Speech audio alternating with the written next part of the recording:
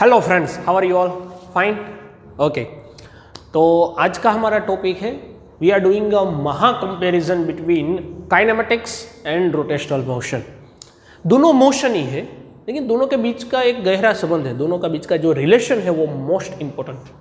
क्योंकि कई बार क्या होता है कि हम चैप्टर सेपरेटली पढ़ते हैं, एक्चुअली चैप्टर सेपरेट नहीं होता, वो पूरा एक ब्रांच का, फिजिक्स की एक जो ब्रांच है मोशन, उसका पार्ट है। तो दोनों एक पार्ट को दूसरे पार्ट के साथ रिलेशन ऑफ कोर्सली होगा। Ready? There is a very possibilities that all the quantities that we studies in the kinematics that are repeating in a linear motion, that are repeating in a rotational motion. So kinetic motion के अंदर हम पढ़ते हैं, we are doing in a kinematics that we only understand what type of motion is happen. Motion किस तरह से हो रहे हैं, उसका रीजन क्या है, वो हम काइनेमेटिक्स में नहीं पढ़ते, ठीक है? That we study in a dynamics, और पूरा जो है वो मैकेनिक्स का पार्ट है। अब यहां पर देखिए, आज जो हम करेंगे वो हम क्या करेंगे, चैप्टर नंबर 3 और चैप्टर नंबर 4 क्लास 11 का ये दोनों जो चैप्टर है वो काइनेमेटिक्स के अंदर आता है, जिसके अंदर हम लीनियर मोशन पढ़ते हैं। लीनियर मोशन,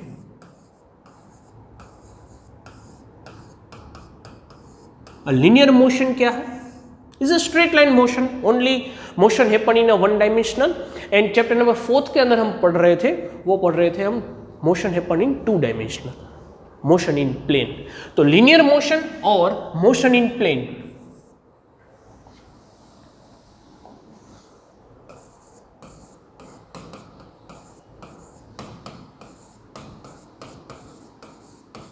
ये जो दोनों चैप्टर है, वो चैप्टर के अंदर जो भी हमने फॉर्मूलाज पढ़े, that formula we study about velocity, acceleration, then after force, then after the uniform acceleration equation, then all the study that all in this chapter is related with the rotational motion. Chapter number 6 के अंदर जो work, power and energy, here we study a formula of work done, formula of power, formula of displacement, formula of energy. This all things we study according to linear. That same thing is repeating with the rotational. देखिए किस तरह से rotational के अंदर comparison हम करेंगे। उसके पहले थोड़ा बहुत हम आइडिया ले लेते हैं what is rotational. So rotational means is related to something rolling. देखिए सपोज मैं एक एग्जांपल लेता हूं, यहां पर देखिए, अगर आपको लीनियर और रोटेशनल के बीच का अगर कंपैरिजन लेना हो तो एक सिंपल एक आइडिया से हम ले सकते हैं। देखिए suppose this is a block on an inclined plane, ready? And when I leave it, because of the gravity, because it's an inclined plane at theta angle, because of the gravity, it slides on this, वो slip करेगा। And we know that we already study in chapter number 5 in motion, law of motion, NLM के अंदर हमने पढ़ रखा है। In NLM we already study that this slides, this slip because of the g force, that is, and the acceleration is g sin theta. In g sin theta का जो एक force लगेगा उसकी वजह से ये यहाँ पर स्लाइड करेगा। लेकिन अगर if any circular object is placed on a inclined plane, then what happen? Circular object अगर कोई इंक्लाइंड प्लेन के अंदर है तो उसके अंदर क्या होगा? देखिए suppose this is a circular object on a inclined plane, the inclined plane have a angle is theta, ready? So circular object is made up with so many particles. We can divide in a several particles here, you can see, ready? And each particle when we free to access it, जब यहाँ से हम छोड़ देंगे तो क्या होगा? This each particle are moving in a circular, moving in a rotation, roll करेंगे इस तरह से। ये स्लाइड नहीं करेगा। ये जो सर्कुलर ऑब्जेक्ट है कोई कुछ भी हो सकता है यहाँ पर, it can be ring, it can be spear, it can be cylinder, it can be anything. लेकिन अगर कोई, देखिए ये पेन ही है, सपोज ये पेन को मैं इस तरह से स्लाइड भी कर सकता हूँ, यहाँ पे रखूंगा तो इस तरह से स्लाइड करके चली जाएगी, और इस तरह से रखूंगा तो रोल करेगी। So there is a vast difference between this slide and rolling, this slipping and rolling. तो देखिए ये कहाँ पर है, तो यहाँ पर अगर मैं नाम रख दूँ यहाँ पर 1 2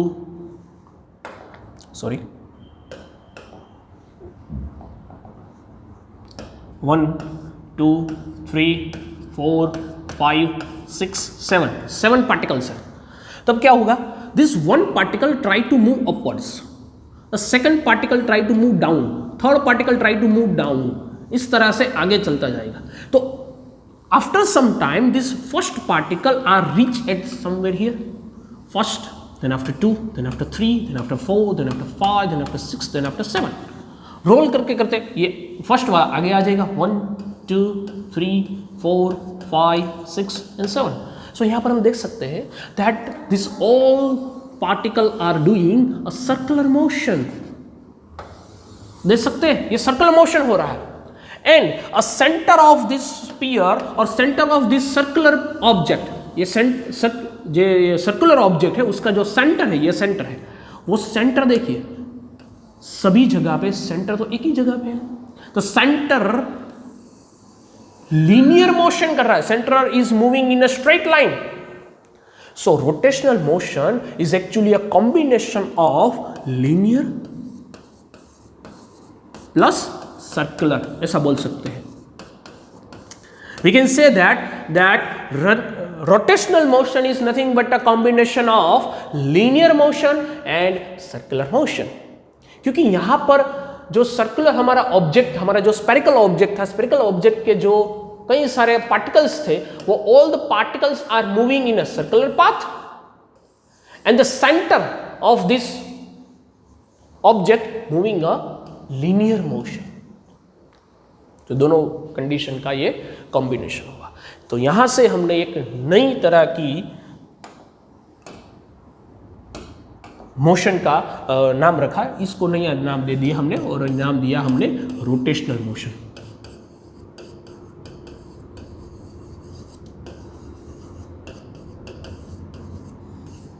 MCQ wise, theoretical wise this is most important, यहाँ से कई सारे एमसीक्यूज भी निकल के आते हैं। तो तकलीफ यहाँ पर पड़ती है, आपने अगर रोटेशनल मोशन पढ़ रखा है तो कई बार आप कंफ्यूज हो जाते होंगे कि कौन सा फॉर्मूला लगाए, कौन सा कंसेप्ट यहाँ पर यूज करें। तो कई बार लीनियर मोशन है कि रोटेशनल है वो भी हम डिसाइड नहीं कर पाते। कई बार हम डिसाइड नहीं कर पाते कि अगर लीनियर है तो लीनियर का कौन सा फॉर्मूला यूज करेंगे, रोटेशनल है तो रोटेशनल का कौन सा फॉर्मूला यूज करेंगे। तो इसके लिए हम कंपैरिजन यहां पर कर रहे हैं कि लीनियर में जो जो चीज है वो रोटेशनल में डायरेक्टली कैसे हम याद रख सकते हैं। ठीक है, see so here we doing a comparison of linear and angular motion. तो देखिए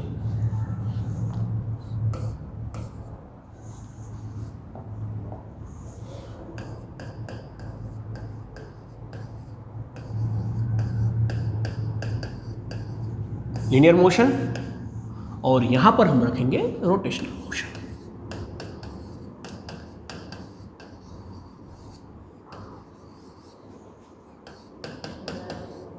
ठीक है, लीनियर मोशन और रोटेशनल मोशन।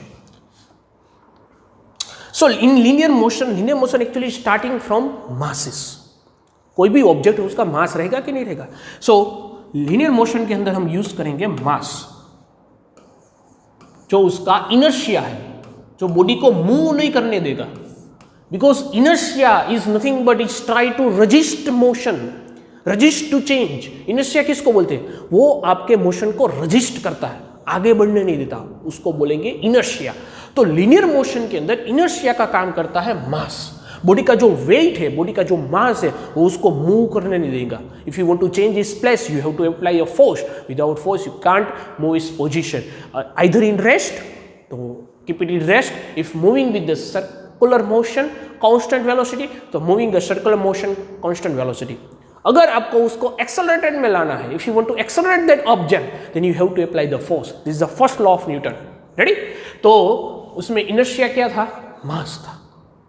रोटेशनल मोशन के अंदर जो मास है वो बन जाता है मोमेंट ऑफ इनर्शिया।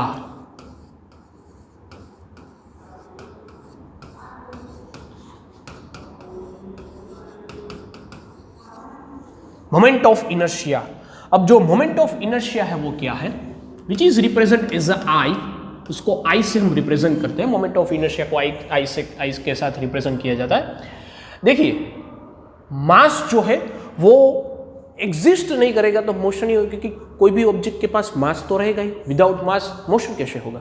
उसी तरह से without moment of inertia rotational motion नहीं होगा। और मोमेंट ऑफ इनर्शिया का फॉर्मूला जो है वो है mr², where m is a mass of body, here m is a mass of body and r is a distance of mass to rotational axis,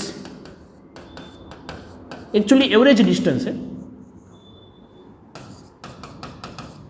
अगर इसको डिटेल में देखना हो तो हम इस तरह से देख सकते हैं। देखिए सपोज ये ऑब्जेक्ट को इस तरह से मोशन में है, ठीक है, तो उसका कुछ रोटेशनल एक्सिस होगा, एक्सिस अकॉर्डिंग वो रोटेट कर रहा है।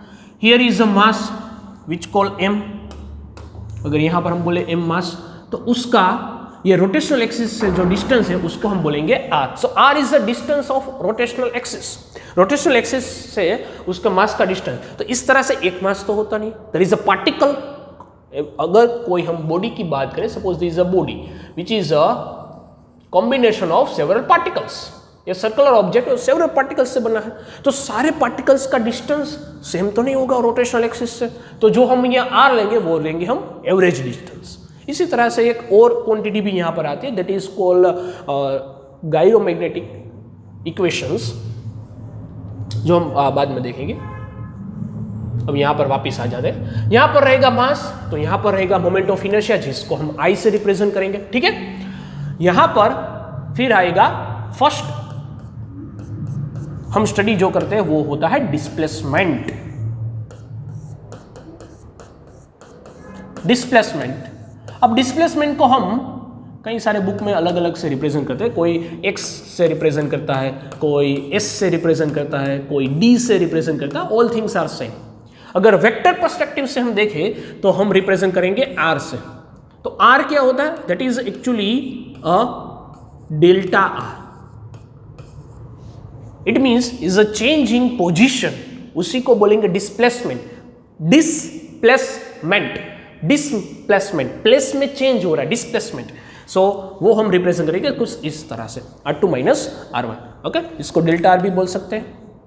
डिस्प्लेसमेंट हो गया। डिस्प्लेसमेंट से हमें मिलती है वेलोसिटी। जो वेलोसिटी है वो हम रिप्रेजेंट करेंगे v is equal to dx by dt। To differentiate displacement by time, उसको हम वेलोसिटी बोलेंगे। या फिर अगर वेक्टर क्वांटिटी की हम बात करें तो हम इस तरह से रिप्रेजेंट करते हैं, उस delta r upon delta t, इस तरह से लिख सकते हैं। This also velocity equations. Ready, बात समझ में आई? इसी तरह से अगर हम रोटेशनल की बात करें तो रोटेशनल के अंदर क्या होता है? Here is a displacement, here is a C suppose the circular object, circular path. यहां पर सर्कुलर पाथ है और एक ऑब्जेक्ट सपोज यहां पर p पोजीशन पे, यहां से p डैश पोजीशन पे गया, तो उसने क्या किया? सर्कुलर डिस्प्लेसमेंट किया ना विथ रिस्पेक्ट टू सेंटर। तो अगर यहां पर सेंटर है तो सेंटर से अगर हम दोनों पोजीशन के बीच का अगर एंगल हम फाइंड करेंगे तो वो होगा हमारा delta theta. So this delta theta is represent a angular displacement. क्योंकि रोटेशनल मोशन में, सर्कुलर मोशन में क्या होता है कि लीनियर मोशन नहीं होता, इस तरह से ऑब्जेक्ट मूव करता है, ठीक है। तो एंगल चेंज होगा, एंगल चेंज होगा तो उसको हम बोलेंगे एंगुलर डिस्प्लेसमेंट।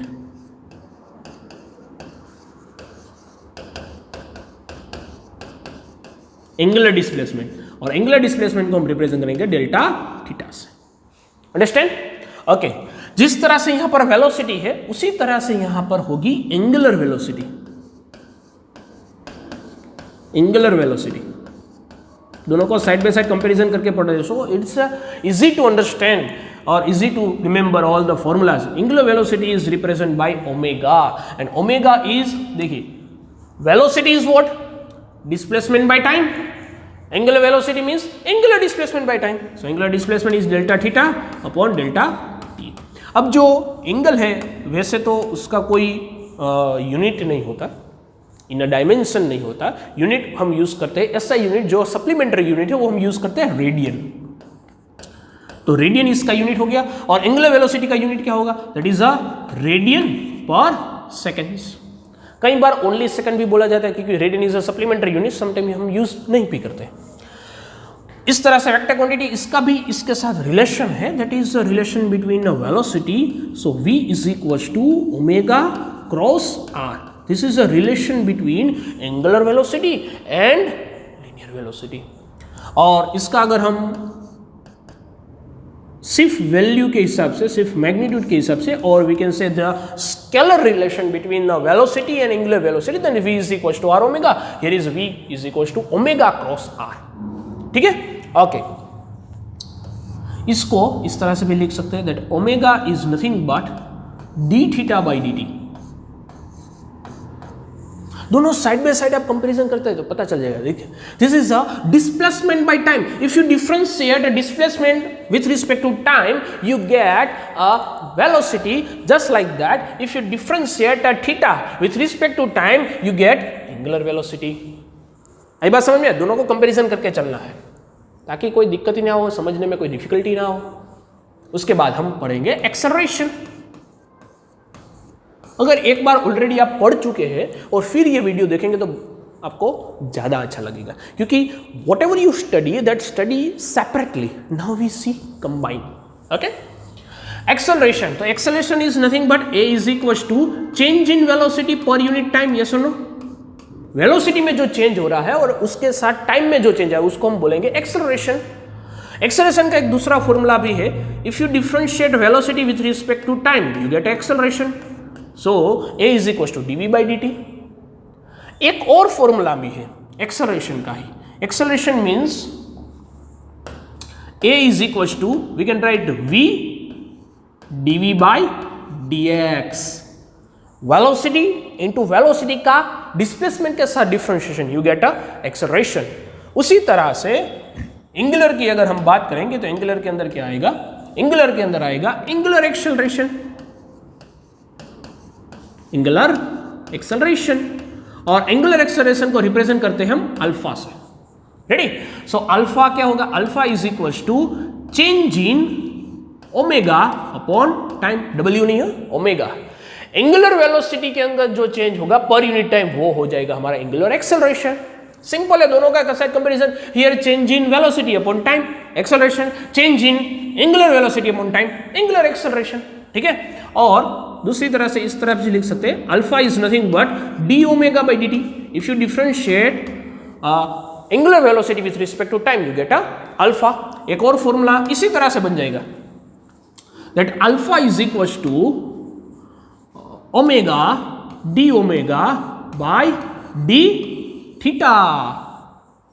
तो इतनी देर में आपको ये बात तो समझ में आ गई होगी कि यहां पर आता है एक्स, एस या डी, उसको हम रिप्लेस कर देते हैं यहां पर थीटा पे. यहां पर होता है वेलोसिटी, उसको हम यहां पर करेंगे omega, we replace by omega. यहां पर है ए, वो रिप्लेस करेंगे अल्फा से. सो कंपैरिजन करिए, याद रखने में काफी इजी है. There is no mismatch in that. We study then next is uniform acceleration equation. Uniform acceleration equation. अब uniform acceleration equation क्या है? That we see that v is equals to u plus at, या फिर हम v0 भी लिख सकते हैं. ठीक है, इनिशियल जो हमारा है उसको v0 भी लिख सकते हैं. v0 लिखेंगे तो ज़्यादा इजी रहेगा. v0 initial velocity, final velocity plus acceleration into t. और ये लिखते थे हम x is equal to v0 t plus half at square, second equation. And third equation is v square minus v0 square is equal to 2ax. तो यहां पर भी uniform acceleration equation आएगा, लेकिन यहां पर आएगा uniform angular acceleration equation. Uniform angular acceleration equation, uniform angular acceleration equation. तो देखिए, जहां पर भी आपको x दिख रहा है वहां पर थीटा कर दीजिए, जहां पर v दिख रहा है वहां पर v is replaced by omega, v not is replaced by omega not, a is replaced by alpha और x is replaced by theta. Time तो टाइम रहेगा, लीनियर हो या एंगुलर हो, टाइम तो टाइम ही होता है। Okay, so all things we can write here is omega, यहां पर है v is equal to v naught plus a t, तो यहां पर लिख देंगे omega is equal to omega naught plus alpha into t. Ready, यहां पर हम लिखे थे x is equal to v naught t plus half a t square, यहां पर लिखेंगे theta is equal to omega naught t plus half alpha T square. Understand? v square minus v naught square is equal to 2x, यहां पर लिखेंगे omega square minus omega naught square is equal to 2 alpha theta. तो याद रखने में कोई मुश्किल ही नहीं है इसमें, there is no difficulty to understand, no difficulty to remember. देखिए, इसको हम जिस तरह से ये तीनों इक्वेशन हमने प्रूफ किए थे ना चैप्टर नंबर 3 और 4 और इन क्लास 11 काइनेमेटिक्स में हमने ये तीनों इक्वेशन प्रूफ किए थे, उसी तरह से हम ये इक्वेशन भी प्रूव कर सकते हैं। लेकिन प्रूव करने के बाद हमें याद तो रखना पड़ता है। याद कैसे रखेंगे? याद रखने के लिए सिंपल सा फॉर्मूला, जहां पर आपको v दिख रहा है रिप्लेस बाय ओमेगा, जहां पर v not replace by omega not, a replace by alpha and x replace by theta. So एक चैप्टर आपने ऑलरेडी पढ़ रखा है, उसी का रिप्लेसमेंट हो गया यहां पर।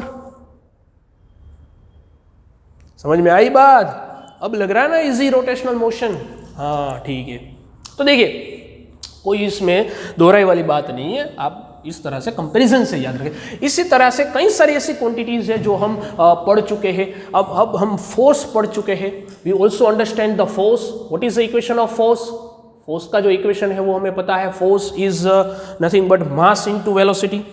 तो लीनियर मोशन करने के लिए force is must, without force you can't do a linear motion. अब देखिए, लीनियर मोशन के अंदर इंपॉर्टेंट रहता है फोर्स का। विदाउट फोर्स लीनियर मोशन नहीं हो सकता। सो फोर्स का इक्वेशन था F is equal to ma। उसी तरह से एंगुलर के लिए इंपॉर्टेंट है torque.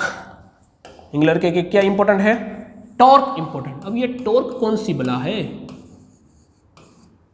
Torque which represent as a tau. So अगर फॉर्मूला वाइज देखें, suppose this is a force, direction of force, and this is a perpendicular distance from the rotational axis which is called r. तो अगर हम r cross f करेंगे then we get torque। तो cross product है तो हम क्या use करेंगे? साइन थीटा ऑब्वियसली, तो rf साइन थीटा। ये होगी हमारा टॉर्क का फॉर्मूला। और टॉर्क जो है उसका यूनिट रहेगा, that unit is nothing but, देखिए, फोर्स इनटू डिस्टेंस, तो यूनिट उसका रहेगा न्यूटन इनटू मीटर, और हम जूल भी यूज कर सकते हैं, और उसका डायमेंशन अकॉर्डिंग टू जूल आएगा। अब ये टॉर्क क्या बोला है? देखिए, if this is a object, I want to move this object, I have to apply the force. Without force object move नहीं करेगा। इफ फोर्स अप्लाई करूंगा तभी ऑब्जेक्ट मूव करेगा।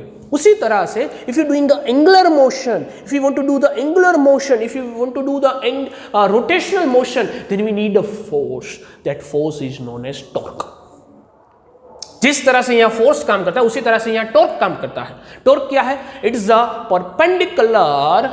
Perpendicular distance in the direction of force from the rotational axis. यहां पर rotational axis होती है, ये है हमारी रोटेशनल एक्सिस। रोटेशनल एक्सिस से परपेंडिकुलर डिस्टेंस और फोर्स दोनों का क्रॉस प्रोडक्ट करेंगे, या फिर परपेंडिकुलर डिस्टेंस और फोर्स का प्रोडक्ट करेंगे तो हमें मिलेगा टॉर्क। ठीक है, ओके। इसका बहुत अच्छा एग्जांपल आप ले सकते हैं in door open and close.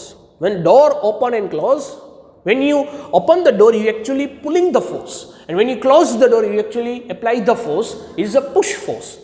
So when you apply a push force or pulling force, you actually apply perpendicular force, लेकिन motion happen in the direction of angular। आप अप्लाई करते हैं लीनियर मोशन, लीनियर फोर्स, लेकिन होता है angular displacement. सो वहां पर जरूरी है torque. This is a good example of torque. Ready, आप प्रैक्टिकली भी देख सकते हैं।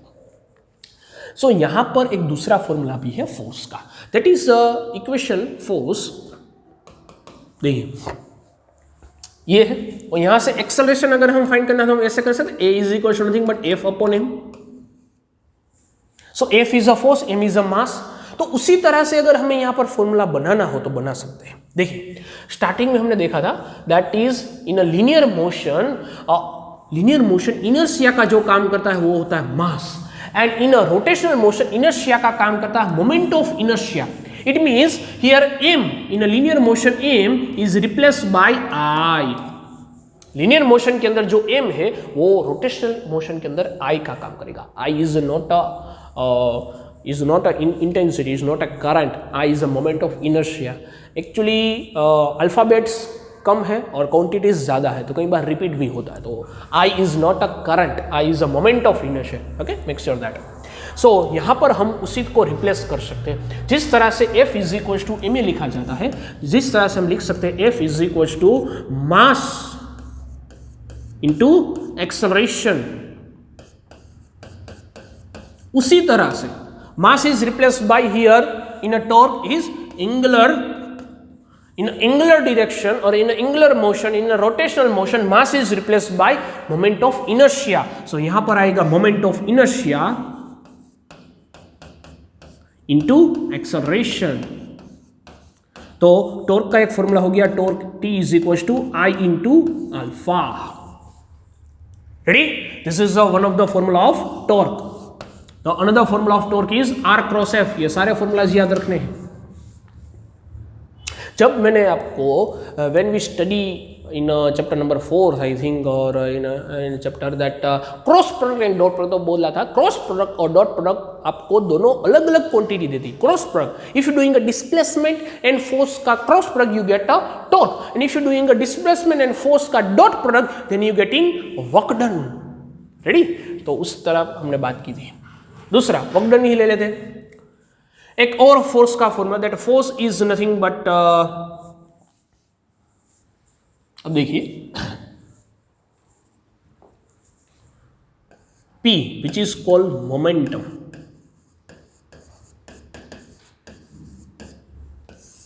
एक और फॉर्मूला देखे, उसलिए हमें मोमेंटम पढ़ना पड़ेगा। मोमेंटम क्या? Momentum is nothing but P is equal to m into v, we know that mass into velocity.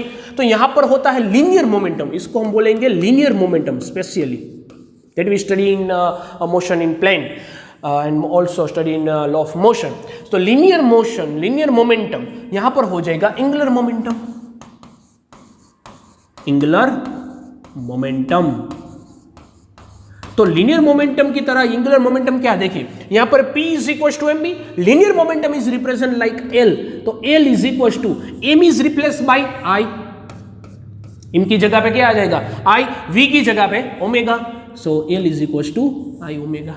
एक दूसरा फॉर्मूला भी एंगुलर मोमेंटम का है which is called it's vector quantity. यहां पर इसकी वेक्टर क्वांटिटी हम लिखेंगे तो वो आएगी P is equal to M into V, क्योंकि M जो मास है वो मास तो मास है, स्केलर क्वांटिटी है, तो वेक्टर सिर्फ वेलोसिटी रहेगी।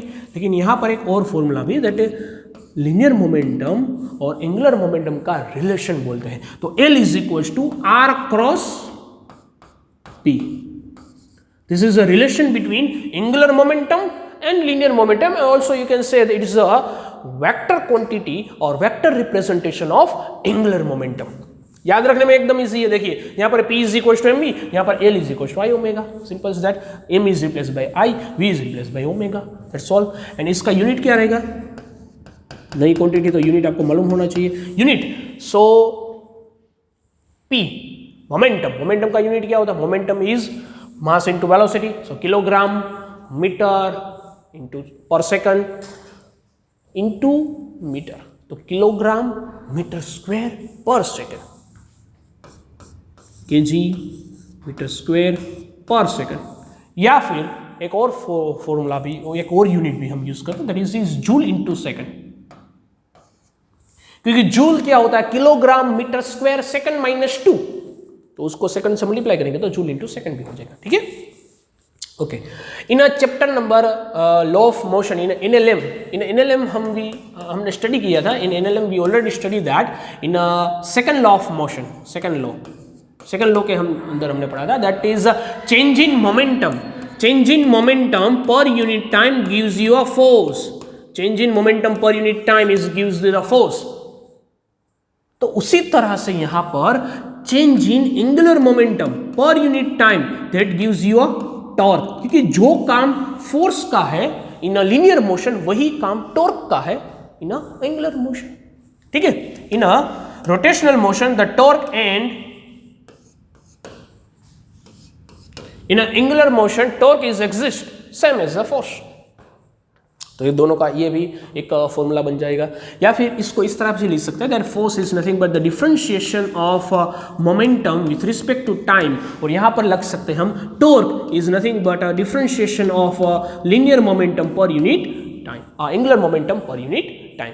ठीक है, ओके। इसी तरह से फॉर्मूला आएगा उसके बाद वर्क डन का। आज हम सारे फॉर्मूलाज कंपैरिजन कर लेंगे, रोटेशनल के अंदर कुछ बाकी नहीं रहना चाहिए। ठीक है, okay, work done. So in linear things we study a work done. That work done is nothing but a force into distance. The normal formula is what? Force or distance का multiplication। या फिर इस तरह भी लग सकते हैं W is equals to F into D। सुनो, डॉट प्रोडक्ट है तो क्वांटिटी कौन सी मिलेगी आपको? स्केलर क्वांटिटी मिलेगी। तो यहां पर भी वर्क डन का work done, angular work done ऐसा कुछ नहीं होता, वर्क डन ही होता है। वर्क डन W, तो फोर्स कौन से रिप्रेजेंट करेंगे? एंगुलर में, रोटेशन में टॉर्क, ऑब्वियसली अब तो आना चाहिए टॉर्क। यहां पर होता था डिस्प्लेसमेंट, तो यहां पर क्या होगा? Angular displacement, angular displacement. ठीक है, एंगुलर डिस्प्लेसमेंट। सो फॉर्मूला बन के निकल के आ जाएगा W is nothing but torque into theta. बात समझ में? एक दूसरा भी फॉर्मूला हमने देखा था वर्क डन का, that work done is nothing but, अगर वेरिएबल फोर्स है तो वेरिएबल फोर्स का एक इक्वेशन होता था integration of force into ds। इस तरह से हम इंटीग्रेशन करके वर्क डन फाइंड कर सकते हैं। उसी तरह से यहां पर भी फॉर्मूला होगा W is equal to integration of torque into d theta. Torque का डिफरेंशिएट करेंगे विथ रिस्पेक्ट टू, टॉर्क का इंटीग्रेशन करेंगे, सॉरी, टॉर्क का इंटीग्रेशन करेंगे with respect to theta. Here we integrate force with respect to displacement. तो देखिए force replace हो गया टॉर्क से। यहां पर शॉर्टकट में ऐसा भी आ सकता है, force is replace bye torque. That's things. Ready? P is replace bye L। यहां पर जो P होता है वही यहां पर होगा L। यहां पर P है तो यहां पर हो जाएगा L। ठीक है, all things are scalar quantities. एक वर्क डन के बाद एक फॉर्मूला होता था पावर का, पावर। सो पावर का फॉर्मूला है, power is nothing but work done by time. Power is nothing but work done by time. Ready? So by the work done we write force into distance by time. अब distance upon time जो है उसको हम बोलते थे velocity. So F into V उसको हम बोलते थे power. Power is nothing but F into V. तो उसी तरह से यहाँ पर हो जाएगा, देखिए power अगर वर्क डन बाय टाइम है तो power is nothing but torque into d theta, work done by time. अब थीटा अपॉन टाइम उसको बोलेंगे एंगुलर वेलोसिटी। सो पावर का एक फॉर्मूला हो जाएगा P is equal to torque into angular velocity omega. बात समझ में? हियर होगा P is equal to F into V and here is P is equal to torque into omega. ठीक है, it is not a W, it is omega, except that. ठीक है, okay. अब kinetic energy, kinetic energy का formula क्या होता था? K is equal to half mv square, ये सुनो, mass into velocity. So here हो जाएगा एंगुलर या फिर rotational kinetic energy.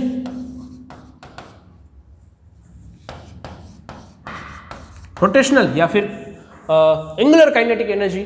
So rotational kinetic energy, angular kinetic energy की is represent by KR। Here is K is linear, तो इसको हम बोलेंगे L, linear kinetic energy, linear. आगे लीनियर वर्ड आ जाएगा, simple. So K is equal to half का half, वैसे का वैसे, देखिए मास को किस तरह से रिप्रेजेंट करेंगे in a rotational, I, obviously mass is replaced by I, so I, v is replaced by omega, so here is omega square, that's all. ये बात समझ में है ना, इजी, ओके। लीनियर मोशन में हम एक और चीज पढ़ते थे, that is we study that, देखिए कई बार कोई एक्सटर्नल फोर्स नहीं है ना, if external force is zero, if net external force is zero, तो ऐसा बोल सकते हैं, इस तरह से रिप्रेजेंट करते हैं, net force is zero. If the net force is zero, then all the system are in equilibrium. That is called linear equilibrium.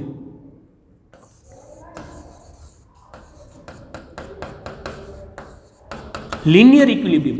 कोई भी चीज linear equilibrium में कब है, देखिए ये पेन इस तरह से कब रहेगी, the gravitational axis, gravitational forces exist on that, gravitational force is directly towards the downwards, लेकिन ये फिर भी ये पेन ऊपर रह रही है, because my hand applying the same force in upper direction, so this all are instable, this pen instability, तो उसको बोलेंगे हम इक्विलिब्रियम कंडीशन। उसी तरह से जिस तरह से लीनियर इक्विलिब्रियम होता है उसी तरह से रोटेशनल इक्विलिब्रियम भी होता है। When if all net torque zero in any system, net torque is zero, यहां पर क्या जीरो होता था, net actional force, if the net torque is zero means total summation of all the torques are zero, then you can say that is in rotational equilibrium.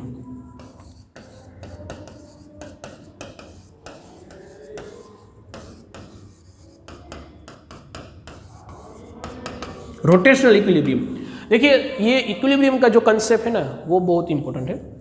हमारे text book के अंदर, NCERT text book के अंदर 7 या 7.8 या 7.7 ऐसा दो example भी है, that example is we solving by both the equilibrium condition, because जब इक्विलिब्रियम की बात होगी, टोटल इक्विलिब्रियम कब होगा, जब लीनियर इक्विलिब्रियम में भी है और रोटेशनल इक्विलिब्रियम, तब हम बोलेंगे net equilibrium. So rotational equilibrium rotational equilibrium is only exist if total torque is zero, उसके ऊपर कोई टॉर्क अप्लाई नहीं होना चाहिए, net torque will be zero, then you can say is a rotational equilibrium, and if the net force is zero, then you can say is a linear equilibrium। आई बात समझ में? तो ये था हमारा पूरा कंपैरिजन, पूरा हमारा रोटेशनल और काइनेमेटिक या फिर हम लीनियर मोशन की बात करें, दोनों का अंदर का कंपैरिजन साइड बाय साइड आप देख सकते हैं। तो याद रखने में, समझने में आसानी हो, इस तरह से हमने कंपैरिजन किया है, क्योंकि यहां पर जो मास का काम है वो यहां पर एल का काम है, इस तरह से हम शॉर्टकट से याद रख सकते हैं। तो इन शॉर्ट अगर हमें याद रखना हो तो आप पूरा इसका स्क्रीनशॉट भी ले सकते हैं। देखिए ये पूरा हो गया, यहां से यहां तक का, उसके बाद ये, उसके बाद ये हो गया कंप्लीट। तो इन शॉर्ट आप यहाँ पे ऐसा रख सकते, अगर हम शॉर्ट के अंदर बात करें, इन शॉर्ट क्या बात करनी है, तो इस तरह से हम याद रख सकते हैं कि जहां पर यहाँ पर एम का इस्तेमाल होगा लीनियर में, यहाँ पर होगा आई का, यहाँ पर हम बात करेंगे फोर्स की, तो यहाँ पर हम बात करेंगे टॉर्क की, यहाँ पर हम बात करेंगे होंगे मोमेंटम की, लीनियर मोमेंटम, यहाँ पर बात करेंगे एंगुलर मोमेंटम, यहाँ पर बात करेंगे वेलोसिटी की, यहाँ पर बात करेंगे ओमेगा की, यहाँ पर हो जाएगा एक्सेलरेशन, तो यहाँ पर होगा एंगुलर एक्सेलरेशन, यहाँ पर होगा डिस्प्लेसमेंट, जो हम एक्स होगा, तो यहाँ पर होगा theta angular displacement. Okay, so this all things we see in simultaneously both the sides. So जो सिंबल्स चेंज हो रहे हैं, इक्वेशन वैसे का वैसा ही है, टाइम के अंदर का कोई चेंज होता नहीं, टाइम तो टाइम होता है, ठीक है। So this all things we use combinely in both systems. जब कंपैरिजन होगी ना तो याद रखने में इजी रहेगा, इसलिए मैं तो ऐसा ही मानता हूं कि आपको सेपरेट कुछ याद रखने की जरूरत नहीं है। जब आप सेपरेट याद रखने जाएंगे ना तो कंफ्यूज हो जाएंगे, जितना सेपरेट याद रखेंगे उतना कंफ्यूज होंगे, उतना याद नहीं रहेगा। तो याद रखिए, साथ साथ में याद रखने की कोशिश कीजिए, साथ साथ में याद रखने की, कि अगर इसमें ऐसा आ रहा है तो इसमें कैसा आ रहा है, क्योंकि जो चेंज होगा वो चेंज आपको पता चलेगा, तो वहां से कंफ्यूजन दूर हो जाएगा। अब आप ये सारे फॉर्मूलाज रट्टा मारने की जरूरत नहीं है, क्योंकि सारे फॉर्मूलाज हमने कंसेप्ट से याद रखे कि किस तरह से लीनियर मोशन के अंदर काम करेगा, किस तरह से एंगुलर के मोशन के अंदर काम करेगा।